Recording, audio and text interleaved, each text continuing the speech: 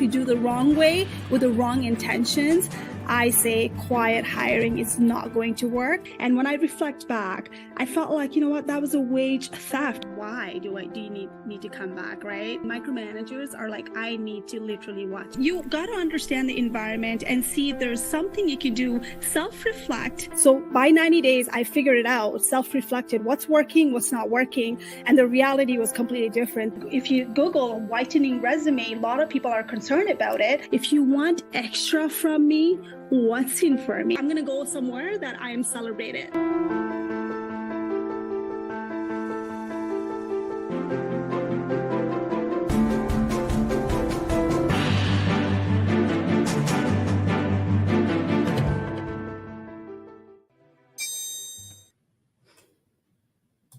Hello, everyone. Thank you for coming in. Today's all about leadership. Resume. I'm going to go through a lot of information, and some of you might be surprised. Who am I to talk about this? I used to manage team. I am from a hiring world. I worked in the top companies in Canada, and I literally hired so many people. I've seen the resume, all sort of resumes. And this is all based on personal experience, the lived experience too. But before I do that, let me do the mic check on Audio Live. I'm streaming this on YouTube channel as well. So you can always come back and watch the replay. Please do share this. If you can hear me, give me thumbs up right now so we can start this session right now. I am going to open Q&A a little bit later on. I'm going to invite you if you have any questions regarding the resume, job search, anything like that. Hang around, and for you to do that, you have to raise your hand a little bit later on. Let me know if you can hear me. Give me thumbs up. Anyone joining me from Canada, let me know. Give me heart emojis. That'd be awesome. All right, so you can hear me. Perfect. All right, the thing that I've seen, I am a certified resume strategist and the career strategist as well. And personally, when I got laid off, I was working in the award-winning company. I was in a leadership role for more than 10 years. And then I got laid off after 10 years. And I completely missed the content writing on resume. I thought that here I am. I've managed multiple teams. I've managed bilingual teams. I've managed remote teams. I've led so many initiatives. I restructured the team. I drove so many initiatives. And it was all, I just honestly assumed that the employer is going to know me. And then I'm going to talk about it in an interview. And the whole thing was I didn't get a single interview as a leader because I did not have a leadership resume. So I had to sit down and think it through. Okay, let me go back to the job descriptions and customize it based on what they want, not based on them seeing me as a manager title, right? That's all I focus on, the title itself. And yeah, I worked in the top industries, and they probably are so lucky to have me there, right? So I left it open for them to interpret like whatever I did and let them assume it. And this is where I think a lot of people and leaders go wrong, where they assume that just because I worked in the top company, just because I have really good schooling, the degrees, and the certifications, I'm automatically qualified because now they need me more than I need them. And I think it was almost an ego from my side as a manager leading the team, not understanding how the hiring process works, because we have to really make it very easy for these recruiters. So recruiters are someone who are the gatekeepers. They already have a checklist. And what happens on that one is when they are talking to the hiring manager, they have a meeting together, they put the criteria together, they draft the job descriptions, they're fully aligned, they're partners, they're collaborating together. And then that's all they have, the checklist. And some of the recruiters might understand the day-to-day roles and activities because they've done the role. And majority of the recruiters, that's not their job to understand how the leaders do the job. They're just listening to their stakeholders. And if you're talking about the agency recruiter, they have their own criteria. If you're talking about internal recruiters, such as talent acquisition team and recruiting for the leadership role, they have a different criteria. They might be known as business partner in the industry, where they're collaborating with the senior management and executive team to hunt the talent. And sometimes it might be hidden as well. They're sourcing it out. Sometimes it would be confidential search as well. And this is where the resume needs to be customized. And I want you to take one tip from me today. If nothing sinks in, if you're a manager, if you're a leader, if you're anyone right now, if someone wants to see the resume, do not please send the resume without seeing the job description, because that needs to be customized. Now, I want you to think about this. When you go into, let's say, finding the job, the leadership role online, even though the title says the same thing, even though the title are customized, and then also what happens is the job descriptions, who are you reporting to, the budget and the revenue. I'm going to give you a couple of bullet point example based on what I did for myself, and I'm going to give you a couple of pointers. And before I do that, I just wanted to let you know, these are all covered on my resume course, self-paced, and that comes with the directions, with the leadership templates, with step-by-step directions. If you're a leader, how do you write the resume? I also have a course, and it's on my profile as well. When you go into my profile, you can click on it and go, and I'm going to go through that a little bit later on YouTube. I'm going to show you what's covered on that. Now, going back to the resume, this is why you should never send the resume to anybody. I don't care. This is where I went wrong. I would be reaching out to my network and I would be saying, hey, do you have a job for me? This is the title I'm looking for. And they would be very polite, and they would be saying, yeah, I'll keep you posted if something comes up. Send me a resume. And I did that. And you know what? It's not customized. I don't know what the roles are open. Maybe I might have a transferable skills, right? And this is why you need to talk to each person and ask them, when do you hire? Do you have a job description so I can customize it? That includes if talent acquisition team is sourcing you out, if there's no job posting. That includes the network where they're thinking of you have a right talent. So what happens is, let me double check here if everything is all right. Okay, perfect. So what happens now is, now going back to the leadership, anyone right now on audio live listening to me on audio live, are you in the management role? Give me heart emojis. If you're on the management role, give me heart emojis. Okay, Bernard, perfect. Okay. All right. So what happens here is, on the leadership resume, that we tend to talk about the team so much, we forget about ourselves. And I know as a leader, as a manager, we're actually brainwashed into whatever you did in the leadership role, you know what? That's a teamwork. And you got to celebrate together, give credits to the team only. And when something falls down, what happens is it's your responsibility. It's your mistake. Take onus in yourself and say, I messed up, not team messed up, right? Who goes through that still now? Like who thinks about that? Give me heart emojis if you've been taught like that. As a leader, we've been all taught like that. When there's any successful things happening, you give credit to the team. When you fail, you say, I failed, I'm going to fix it, right? And this is the mentality we have it when we're going back to apply for the role. And we don't take that onus in our hand. What did I do? Everything we think about it is team did it, and there's I missing on it. So there needs to be balance on the resume as well. From resume to when you're talking to the recruiters, headhunters, to when you're talking in the interview. So in the interest of time, I'm going to talk about the resume. And then I'm going to give you a couple of examples. So what happens here is, when I want you to think about it. The answer is in the job descriptions. I want you to not even think about what you did in the past. I want you to make a master sheet of your resume. That's what I have. So for example, for me, I am a CEO, founder and CEO of Teachndo. It's a boutique service, right? Service-based business in Canada, where I help new immigrant land their job in quickly.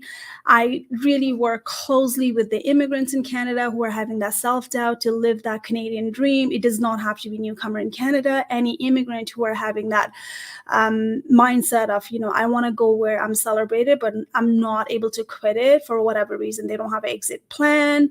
I also work very closely with the layoff survivors as well, if there's a career break. And I do these because I've been in their shoes. I can relate with the emotion. That's why I established this Teachndo.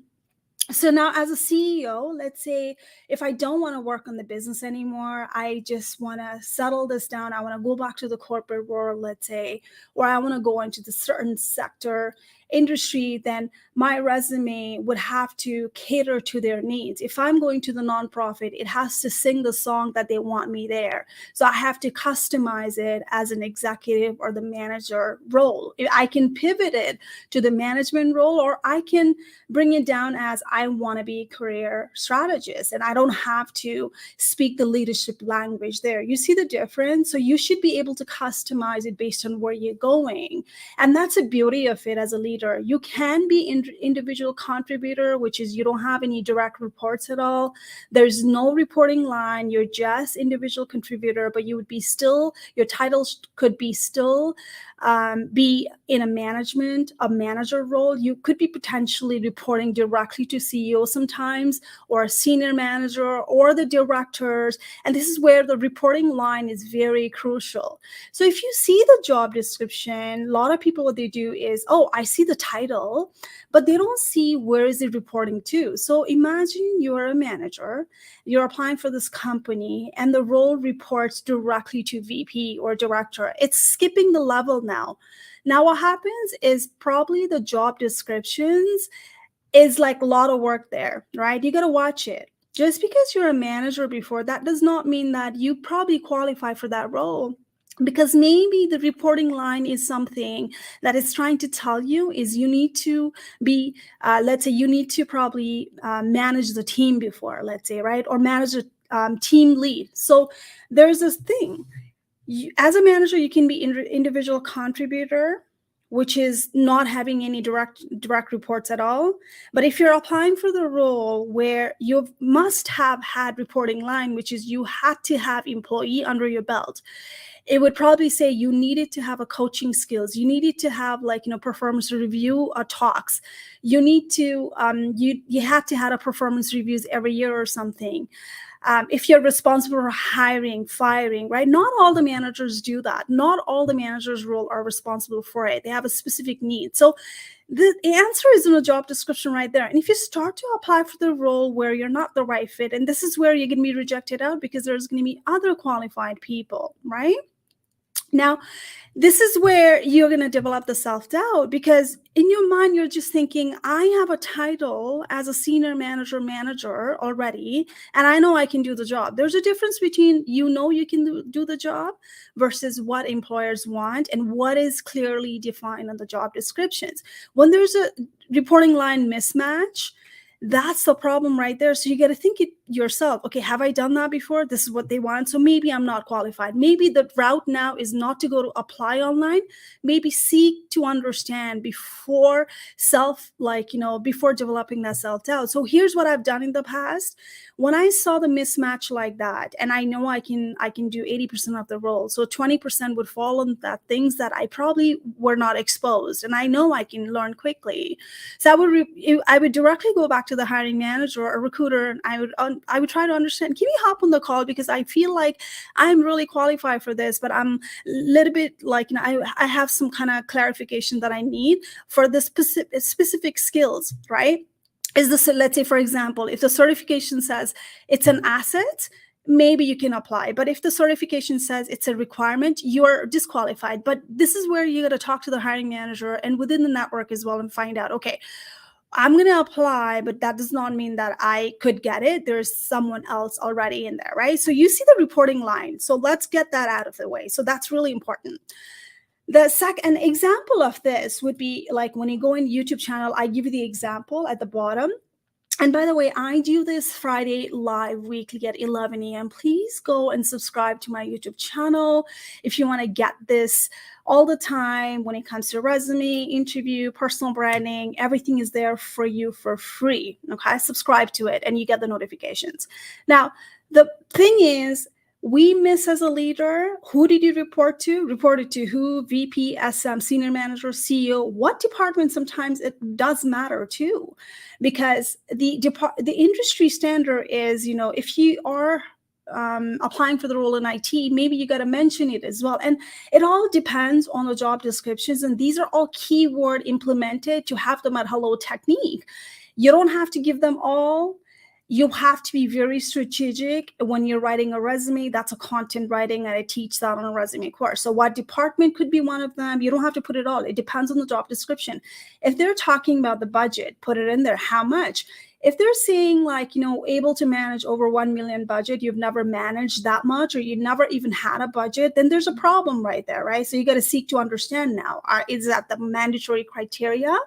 And the revenue, able to manage like revenue of this much, like big revenue, and you have not done it before, then just because you have that leadership title, that doesn't mean that you're automatically qualified. And this is where the self-doubt comes in, because you're in your head, it's a title, but you're not thinking about the job descriptions and what the employer wants, right? You can break your head if you want to, but what they want, they want. And recruiters not going to budget, because recruiters are partnering with the manager, right? Let the recruiter make it very easy for you to be an advocate. They're not working against you. They're working for you. Make it very easy for a recruiter by putting the things on the leadership resume right there. List the dollar amount, right? And how many there's a direct and indirect reports as well. And what does that mean, right? And I cover that on my resume writing class. Like you might be thinking you're reporting like you only have 20 direct reports, 20 employee, but sometimes what happens is it depends on what industry, what kind of culture they have. And the indirect reporting employee would be so many that you're not even aware of it. So this is where indirect and reporting line does matter.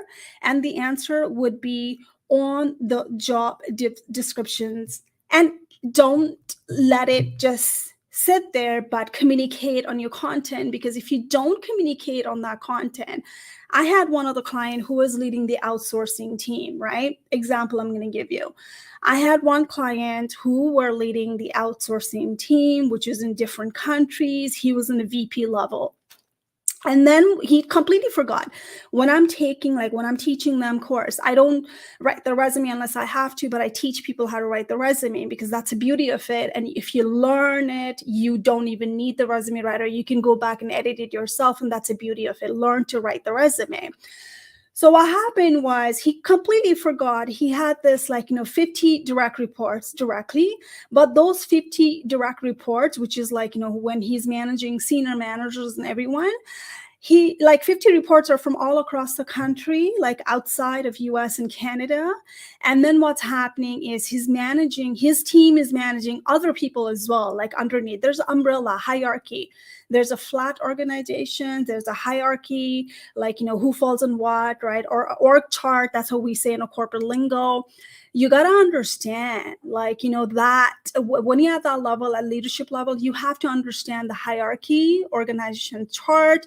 What does that mean to you in terms of indirect report? And what does that mean to you when it's a direct report, right?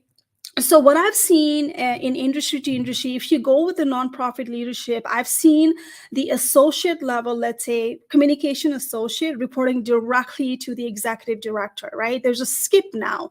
So usually that normally does not happen. So the associate would be reporting to the manager would be reporting to senior manager would be reporting to director would be reporting to senior director would be reporting to VP level, and that goes up and up, right?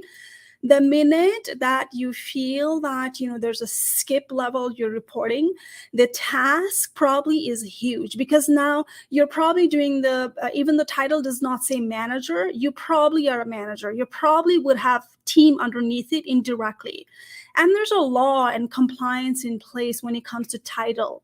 if you are not aware of it. This is how some companies get away with it. I'll give you one example. When I was a sales coach, what happens is sales coach, sales leader, sales manager, everyone did exactly the same thing. Everyone reported to the same head, right? Same senior manager, but the pay was different. So you got to understand that, okay? So what happens is manager could manage team lead as well, but the sales coach might not be managing team lead, right? So you got to understand, who are you managing? Is it associate? Is the sales coach managing the new hire? Is the sales leader managing more tenure people? So when you are clear on the job descriptions, it's really easy to understand what the employer wants. So you're not shooting yourself in the dark. So the job search foundations and the resume writing for the leadership role and any role out there, it happens when you're digging a dive like deeper, very deep, to understand about the reporting line, about the task. Don't just scan the title. Sometimes you might not even find your title in the in the job posting. This is where you get to see it. Okay, well, what other titles are there? So I was targeting, like, my title was everyday banking manager. They kept on changing so many things, right? But then I became quality and coaching manager. That was a customized title. I had to sit down and see, okay, what comes under quality and coaching? When I got laid off, I was quality and coaching manager, leading bilingual team, remote team as well, right? So now I had to think it through. Okay, what are the titles there? Have I done this? And a lot of my role was they required the training. They sometimes require the training, particular tool, which I didn't have it, right? So because I used to train people, but not in the sense of trainer, right? So I had to customize everything based on the employer's demand. So my title could have been, I would have been looking for everyday banking manager. I would have been looking for sales leader. I would have been looking for associate manager. I would have looked into the senior manager, depending on the job descriptions. So this is where I failed when I started applying, because I just went with a customized title that I had from the previous company, and not looking at what employers are looking for when they're looking for talent like me. So once I figured it out, I got tons of interviews, multiple offers, and then rest is the history. And I teach that on my lived resume course. And please go ahead and see that. It's only available for early access right now. It's going to be closed down soon. It's getting popular, so you want to go and get it. There's 9 lessons out there with 2 templates for you to go, and then it also includes the ebook and the cover letter, outreach samples, and I also include the AI tool as well. If you are someone who is having a hard time putting a content together, how do you use the AI tool to see it, to draft it, and adjust accordingly as well? So the example here for senior leadership, I put it on the YouTube if you want to go and see it there too. Achieved $2 billion in funding with strategic business plans, which grew top and bottom lines by how much, right? You got to put it in there, percentage, dollars, because when you go onto the level and the management level, you got to speak in their lingo, right? And that's a human nature. There's a bias out there. If you cannot speak to their language, they're not going to consider you're the smart one in the room. So you got to talk in business language based on the job description. That's one of the examples. Now, the other is strong action verb. If you still have responsible for on your resume, take it out. So you want to probably use the leadership language: led, drove, executed, presented, negotiated, restructures, turnaround. Now, this may depend on the type of role. So, like, for example, if you have vendor negotiation as a good skill, technical skills, and they want it, it's part of the job requirement, then you gotta implement those strategy together to let them know that you're a very good negotiator. And then put the data together. Where did you go from, and how did you turn around the team, right? So number is the key when it comes to leadership language. Now, the other thing that I see a lot of newcomers, and I work with a lot of newcomers and immigrants who moved into Canada, internationally trained people. What happens is they totally forget about like their own skills. They've done so much. And a lot of leadership role that I've seen it outside of Canada, they have so much on their portfolio, which is probably translated into VP role here, executive role if they were here, but then their title there is still a manager sometimes, right? I'll give you an example. A couple of clients that work in the banking sector, like AML and compliance outside was combined. And on top of it, some companies, they combine the fraud together. So they had like 3 different departments on their portfolio. But then in Canada, it really, things like that does not happen unless you're at the VP or executive level. You have different team under your belt, depending on how the organization structures are. So now what they're thinking is, oh, I am like good at fraud. I'm good at AML. I'm good at compliance. So that makes it very hard for employer to find out where are you an expert on, right? So this is how you got to go and navigate around, like, where do I fit? Like, you can't be expert on everything. As much as I want to sit here and say I'm expert on everything, like, that's so wrong, because even in resume writing, I'm not like, expert on every resume writing in the world, but I do have people I can recommend to them, right? The beauty is in saying I'm not an expert on everything out there, right? But here's what I can do for you, which is referral someone, right? Referral to someone. Same thing applies in the job description as well. So like when you look at like manager role, you're not going to be expert on everything, but when it comes to leadership role, what happens is, at what level you're in, at the executive level, leadership level, you don't have to know everything. That's why you need to be very good at delegating. You got to be surrounding yourself with the smart people to get things done. You got to know who is the person who can get this done. And as a leader, we should be able to say, I don't know, but I'll find out, I'll get back to you. Not like that's not my job, right? That's not the leadership qualities. And same thing applies when you're applying for the job. When you say, I'm applying for fraud, I'm applying for AML, I'm applying for compliance because I know I can do it all. And it's going to be such a hard battle because people don't understand how the international, ITA, which is international trained professional, work in a different industry. And yes, there's a biases, there's a discriminations. And this is where you got to learn what information to hold back and what information to actually talk about it. So I want you to see yourself as an expert and then maybe have that master resume. And then when you apply for it, just talk about the stuff they wanted, not like pump it up. I know everything. Then you become jack of all, unless you're on the role where you are required to know. And it happens in the executive role where you should have like bunch of department. And this is where it goes into job description.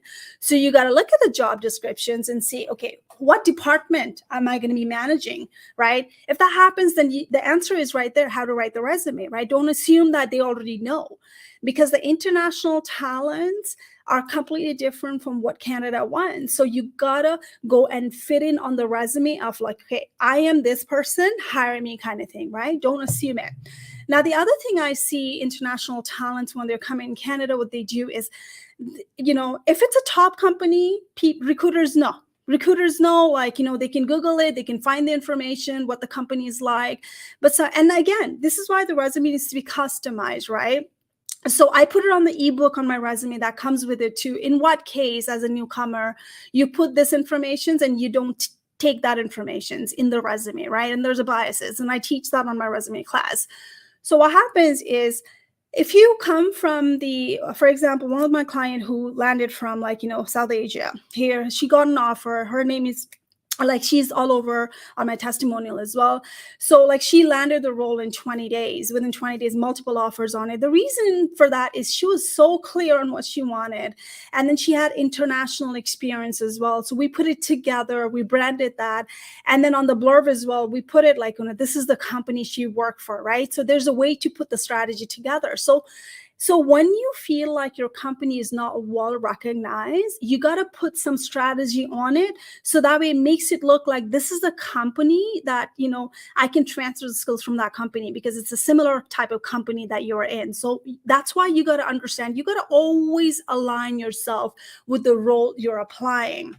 So now the other thing that I want to close it out with that is I'm going to show you what I'm referring to here. And then I'm going to take your questions. You can raise your hand. I saw some of the hands. You can be in a queue, and then we can go Q&A for a bit, okay? Okay, so when you go on to the resume writing course, what happens, this is what I'm talking about. You can go to teachndo.com, TIY resume online course. It's on my feature item as well. It's down on the link as well. So if you want to learn more about this course, this is developed by me. This is currently accessible as early access only right now. I have testimonials where clients have taken it. They've landed role in top companies in Canada in right after they landed, because the fact is that, and some of the clients, and I have Fiaz, people like Fiaz, who's a hiring manager in Canada, who hired me to teach him how to write the resume. Sometimes what happens is even the hiring manager, when it comes to bragging about themselves, they shy away from it, right? So I have people who are literally taking this resume courses. I have the other director in Canada who's a hiring manager in IT world. He understood how to shine out when it comes to switching for a role. I have that go through those. And these are live testimonials. So what's included on that? I have included career gap. If you have a career gap, if you had layoff, anything like that, you can actually put it on there. There's a strategy I put it through. I have a marketing documents for you for career clarity. And a lot of people, they come to me because they go with the myth of ATS, and I debunk that on my course. It's not about ATS. It's about, are you qualified? How do you get around it? How do you not think about beating the bot and ATS, right? How do you think about how do you shine out with a content strategy? And that's a lesson I have. It's 9 video lessons with the ebook and everything. And again, there are so many things that you can do when it comes to the courses, but at the end of the day, are you qualified? Do you know how to write those resumes, to have them at hello within 12 to 8 seconds, right? And there's a myth out there that it takes 10 seconds for employers, hiring manager to select you. And what happens, what they're talking about is, as a hiring manager, is if I have 200 applications on the resume, because I got it from the talent acquisition team, for 10 seconds, I'm going to scan it. I like you. I'm going to put it on the file maybe, and then I'm going to go look at more later on, right? I won't have time for going 5 to 10 minutes for one resume. First 10 seconds to scan it. So I'll teach you that strategy on that resume class. How do you stand out on the pile of resumes so that way they give you more time on it? I have people like Sagantika who had 0 offer. She was a newcomer and she got role in a company like Deloitte, and she got multiple offers right after working with me, and she was not getting any result at all. The same resume template, similar one, same course she took with me. I had people like Samita who did the same thing, who was featured on CBC as well. And she talks about it. The beauty of picking and choosing is unreal as a newcomer in Canada, right? So now, again, I have people like Vishnu who hired resume writer, who wrote it for him. And then later on didn't work for him. So he gave up on resume, and then he hired me. I taught him how to do the resume and stuff like that. He got into the interview. He got the offer in Accenture. And then also now he's working at BMO in the IT field. And that started with the career clarity. And you can hear him out as well. Everything is there. I have Zayad, who went from survival job to multiple offers, and then even interviewing Tesla. And then what happened was he started using the similar strategy to move up in the ladder internally. And then he's moved to the different department, and then also outside as well, using the same strategy. It's the same guy we're talking about who was doing the survival job before, right? It's possible. The only thing is, are you executing in the well way? I have people like me who got rejected by the RBC so many times. She actually says it 16 times. And then she got hired at the same company working there now, right? I have people working in the government sector. And these are the example. I can go on and on. You can see what's included on that one. And I wanted to make it very affordable for people who are on the budget. And that's the reason I put it on the self-paced. I was not going to do that. These are people who've taken with me one-to-one courses, but then now I don't have a time to do one-to-one, and I've turned away so many clients, and I've said, I got to do something better. So that way people can access my course and they can have the dream role. Resume writing is to make sure you get an interview. But I'll tell you this, based on the history and my lived experience, what's happening is if you know how to articulate that on a resume, chances are you're going to be very clear in articulating an interview as well, because someone writes a resume for you. Honestly, it's going to be very hard for you to articulate that because that's not you. And by no means I'm saying don't hire the resume writer. It's totally up to you. I write the resume. It's my bread and butter. But then I only write the resume for people who are clear on what they want and they can afford me as well. I'm being very ethically, morally, very clear on it. I don't even take people on my program if they're not clear on what they want. So I'm going to open the thing for you here. For questions, let me share the screen here, okay?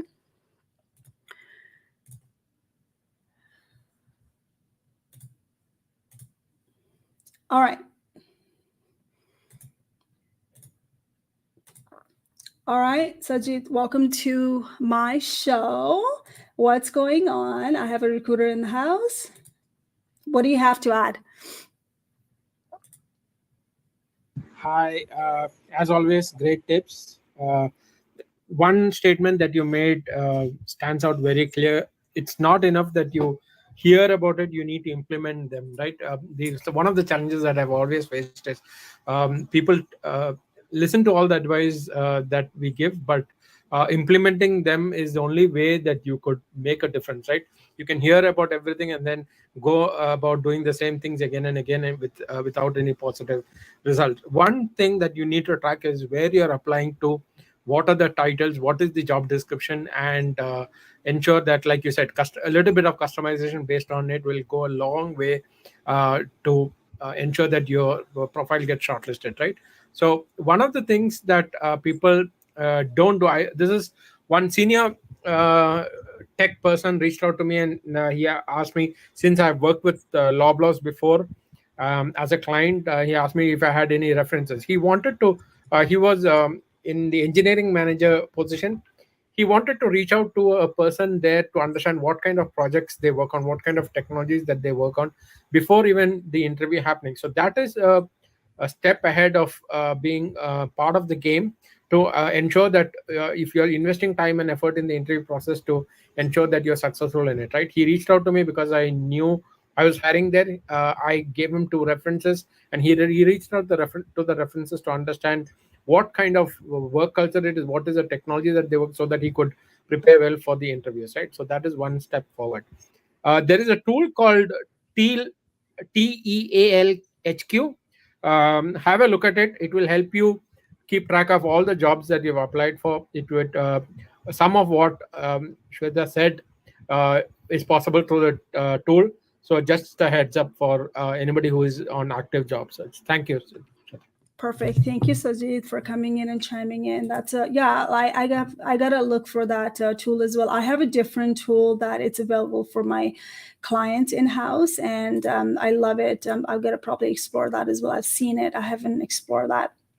Okay, so that's a great point. So literally going in and understanding it, and again, that comes in when it comes to clarity, and that's part of you can either do information interview to understand, and sometimes you also need to understand how are they going to hire people. So what happens is it going to be posted somewhere specifically? And I had done that as a job seeker. When I had targeted companies, I signed up for the career newsletter, and I knew whenever they posted, it would be Friday, and I knew where they're going to be posting, and I knew their career fairs, right? So, and understanding that and what kind of job posting is something that would be valuable for you to understand if you were to apply for the leadership role. That matters as well. And there's no one size fits all. Just because you're a manager, that doesn't mean that you can manage any team. And that's a mentality I think a lot of leaders actually go through it. I was a manager, I can manage any team, and that might not work well. And it all depends on the employer's demand. So be very cautious on it, because if you start to apply for the wrong role, you're not questioning yourself. You're actually questioning the hiring people, where they're just doing the due diligence, and we start to blame the system. We start to say, well, no one looks at the resume anymore. It's all ATS rejecting it, right? it's all recruiters' fault. So let's put the onus back on us as well. I've been there. Let's be accountable and see, are we applying for the right role? Are we applying because I know I can do the job? Or are we qualified? Because at the end of the day, it's a human nature. We feel like we can do the job if someone teaches us, but are they ready to have that talent, right? The employer needs, right? So forget about give me the chance, because you're not going to give anybody a chance either. If you have to fix someone, if you have to bring someone to your home and fix the roof to some rookie, because as a homeowner, you want to make sure you hire the qualified people to do the work. So what makes you think that you actually demand that from the employers too, right? Put that back on your back of your mind as well. Am I qualified? And then again, if you want to know more about my Résumé course, if you have any questions, please feel free to DM me. I have an appointment calendar. Please feel like, if you have any questions about that course, let me know. This is one of the popular course, and I don't think you will get anything like, outside the way that I put the program together. It's all lived strategies and what my clients have gone through. And you can click on my bio, book an appointment, and go from there. Thank you so much for coming in. I appreciate you coming in and joining me, and let me know what questions do you have, and what kind of topics do you want me to cover it next time. I am also on TikTok. I don't know if you are on TikTok, follow me for videos, daily videos as well. And I do have free resources as well on the website. Go ahead and download it, and then it's all yours to use. Thank you so much for coming in, everybody. Have yourself an amazing, amazing weekend. Take care. Bye-bye.